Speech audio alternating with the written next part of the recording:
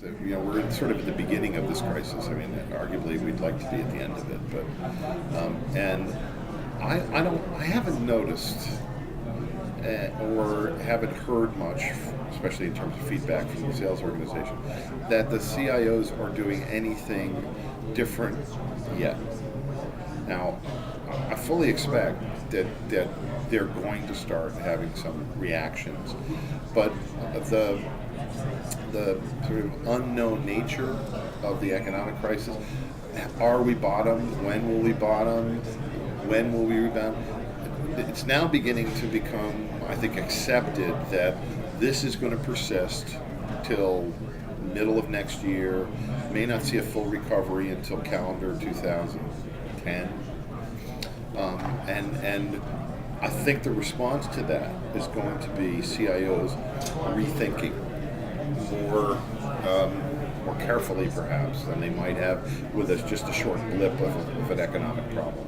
We're going to have to start to rethink. Now, interestingly enough, I've had, as many as I've had press meetings, I've had a lot of customer meetings out here too, and I'm lucky I typically get to meet with CIOs and CTOs. Just this morning, and it's only one example, but still, I think it's perhaps indicative of a pattern emerging.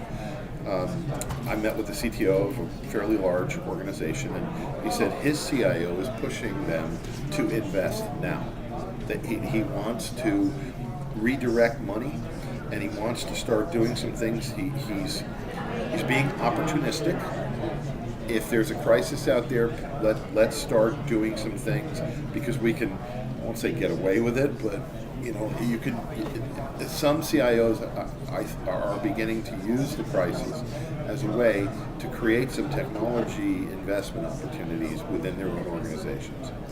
And we had a very specific conversation for almost an hour about a couple of projects that the CIO wanted to do that might not have been able to do if this crisis hadn't emerged. So I can't begin to imagine that that's going to be, in the high double-digit percentages of customers who are going to react that way. But it is an interesting reaction nonetheless. So I think it's going to depend quite a bit on the industry that you're in. I think financial services is going to continue to be pressured. I think some other areas, though, may view this as a way to kick the door open and get some things done that under a normal, steady state environment, maybe they couldn't.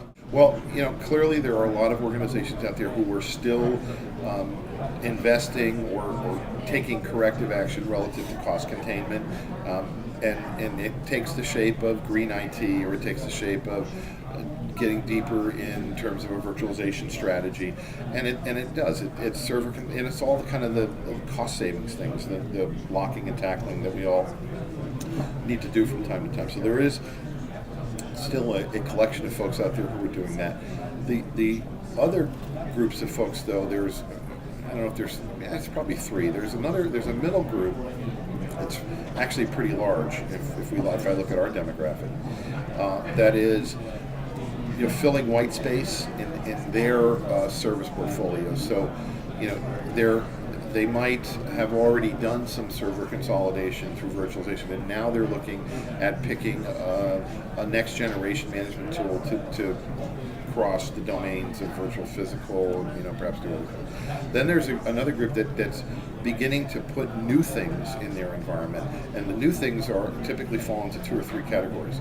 The first is new product development, product portfolio management, that the beginnings of governance, more often than not on the IT side, but some organizations investing through their IT organizations to put tools like Clarity in to do new product development. So real business orientation and a business driving thing.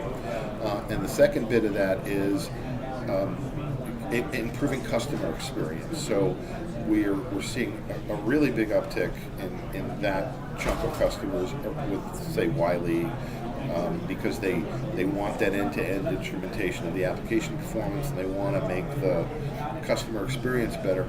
The point being, improve customer experience, improve customer loyalty, and weather the storm. So it sort of falls into those three camps, and it's the cost containment part is beginning to diminish because a lot of organizations have already done it, especially the big guys. And the ones that haven't done it yet, or it's just sort of in a roadmap and they're on the way to doing it. Will they iterate back and do some other kind of cost containment later? Probably. But they're sort of doing all the low-hanging fruit, and that's beginning to percolate through our 4,000 plus major accounts. First of all, if forgetting the .com, I think that clearly was a kind of a focused little recessionary thing that happened. But the last big one was '87. That was kind of Black Monday and that whole nasty October and all that other stuff. Not that I remember it at all. That IT was not as instrumental to and fully integrated with the business as it is today. So now when people look at this crisis, they say, well, it isn't about technology as a nice to have, therefore I can reduce costs there. It's if I cut technology, I'm really cutting out business capability, or I'm cutting out capacity, or I'm cutting capacity from business point of view. Or I'm gonna decrease customer satisfaction levels. So because IT is so much a part of the business, and whether that's a warm embrace or just a kind of dancing like parochial school, it's still there, and it's so intertwined now that it's hard to separate it. And that's probably, again, it's my opinion. I'm just sort of thinking about why we're seeing less focused, energy around reducing technology or driving technology, not or ignoring technology or whatever. And 20-something years makes a difference.